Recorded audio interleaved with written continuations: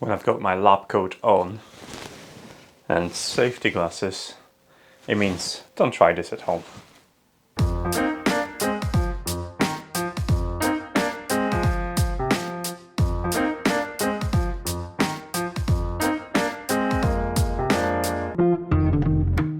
Ever since I've seen this on the Adafruit video, I really wanted one, even though I wasn't sure what I'm going to be using it for. So I figured I'm going to get one and then I'm gonna find a use for it. So in case you wondered, this is a MiniWare HP30, which is miniature hotplate. And just look how cute it is. Now that I've got this, I need a use case. How about we're gonna make some popcorn, one kernel at a time.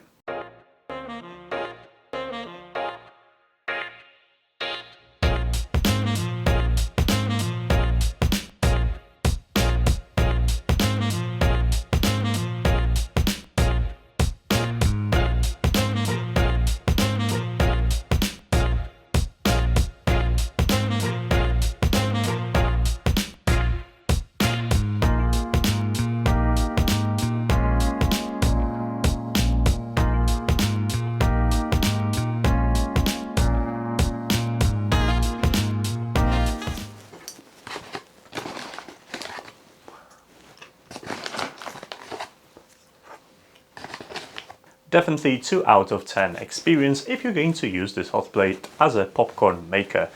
So how about I gonna find some real use case and test it as a regular hotplate. If you take a closer look, you're probably gonna find familiar elements, especially the screen. You've probably seen something like this in my last video for MiniWare TSATP soldering iron. In fact, this is very similar, to the point when I'm going to risk the statement that inside this you're gonna find exactly the same electronics like on TSATP. Up front you've got that very familiar display. At the back you have 2 buttons to operate and a hot plate and USB Type-C connector. Now it's worth mentioning that this is using a USB Type-C PD power delivery system, so you're gonna need a compatible charger in order to heat this up. Now the maximum temperature is 350 degrees and you can keep that temperature for roughly about 30 to 40 minutes. There are 2 tiny little feet that you can retract to increase the stability of the hot plate, and inside there is also a sensor that will shut off the power supply if it detects a significant tilt. Now you can control how much of a tilt you want, and obviously that's probably going to decrease the risk of fire if this happens to be tilted over. Another very useful feature is the LED highlight, which is going to let you know whether the hot plate is safe to the touch. Now it glows red if you, well, risking a burn, and green if it's safe to touch and you can take it with you. Now this is incredibly small, even smaller than I initially thought, and having this on my hand probably doesn't convey that message until you got one for yourself. But as we already know, this is a rubbish popcorn maker. Let's find something decent to fix. Back in 2019 I had a power board. It was a pretty awesome board from 52Pi that you can put on top of a Raspberry and not only cool it but also deliver extra power through it. Now there was one problem. Initial board that been sent to me had a broken voltage regulator. Now 52Pi to their credit went out of the way to deliver me a second board, and actually a couple of the voltage regulators that I could use to fix the original board. Now, I never got around to actually fixing it, one of the reasons because I know very well that removing SMD components with multiple pins, it's the pain in the you know where. But now, since I've got this, I can actually check it out and see whether repair like this is going to be much easier. Now if you don't have a hot plate, you can still perform that repair, providing you're experienced with a soldering iron, or you have a solder with a low melting point. It's quite expensive, so even though I have some spools, I hardly use it unless I really have to. Take a look at this replacement board that's been sent to me by 52Pi. It looks clean and neat. Now to compare that to my attempt using soldering iron to fix it, Well, the fix didn't last very long and the voltage regulator got broken again. That's one of the reasons why I didn't bother fixing again. Now I've heated up to 300 degrees, which should be sufficient to actually create a melting point for the solder. I've placed the PCB on top of it, and to my surprise it only took a couple of moments to actually dislodge the IC from the PCB. I didn't expect that to be so easy, if I'm honest, and suddenly working with SMD components it's super easy, providing your PCB doesn't have anything on the other side. Tempted with my success, I actually cleaned up the board and tried to reverse the situation.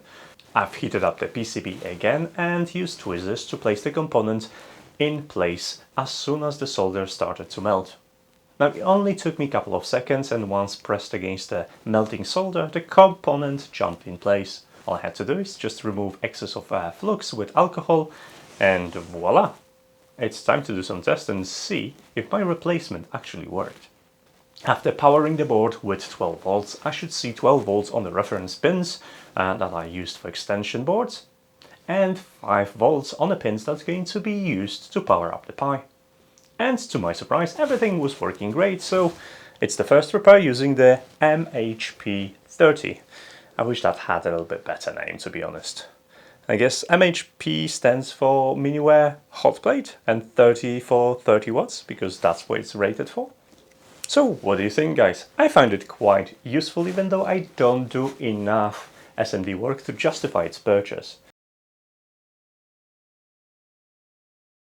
It's about £60 depending on promotional Banggood, so I do understand if you have your hesitations, but a stuff like that would make an ideal gift for any maker. So if you know someone that is a maker and could use a mini hotplate, well, for upcoming birthdays or Christmas, that would be a perfect gift.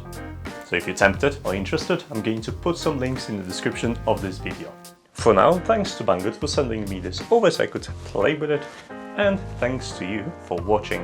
Unfortunately, I do not have a posting schedule, which means, well, you have to use YouTube tools. You probably know how they work because you've been schooled by other YouTubers to get notified whenever there is a new content from myself. What I would do, I would recommend you to follow me on social media because, well, it's the best way to get in touch and talk about upcoming projects and different reviews and projects that I post. As for now, thanks so much for watching, and I'll see you in the next video. Take care. Bye.